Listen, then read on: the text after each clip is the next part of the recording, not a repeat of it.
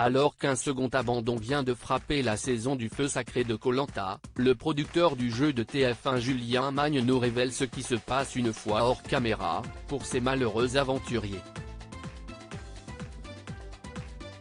Les corps et les esprits commencent à marquer le pas dans Koh Lanta, le feu sacré. Après l'abandon volontaire de Benjamin la semaine passée, au tour de Martin de quitter l'aventure après une blessure à la cheville ce mardi 28 mars. Quant à Clémence, après avoir craqué il y a quelques semaines, c'est son ventre qui lui a joué des tours.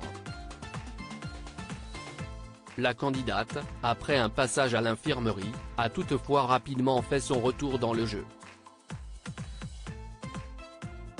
Si le protocole médical mis en place par la production est particulièrement strict lors du tournage de Koh Lanta, Télé Loisirs vous en dévoilait les grandes lignes la saison passée. Une fois sorti du jeu, la procédure est plus simple.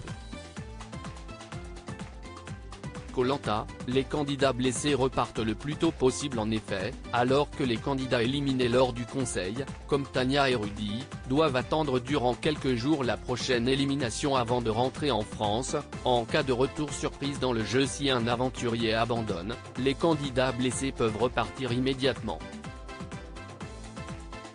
À une condition près, leur départ est soumis à l'avis du médecin qui donne son aval pour que le candidat prenne ou non l'avion immédiatement. Ils partent le plus tôt possible en fonction de l'avis du médecin. En attendant de repartir en France, ils ne sont pas logés dans le même bungalow que celui des candidats susceptibles de revenir dans le jeu. Sauf s'il est vide à ce moment-là.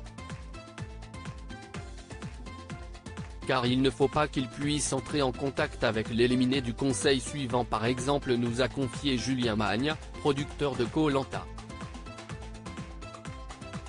Koh Lanta 2023, l'aventure était un peu trop compliquée pour Benjamin ainsi, malgré son petit accident de plongée et sa fatigue, l'aventurier nous a révélé qu'il était à bout de force. Benjamin a pu rentrer assez rapidement en France, nous révèle le producteur.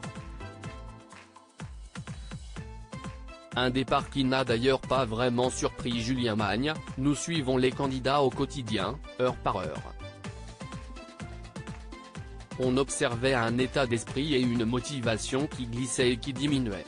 On choisit 20 aventuriers sur 40 000 candidatures, donc on a toujours l'espoir qu'ils se raccrochent à leur motivation profonde quand c'est dur.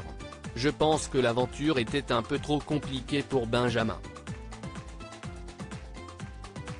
À lire aussi Benjamin, Koh Lanta, le feu sacré, tacle la production, c'est un peu abusé ce qu'on voit à l'écran.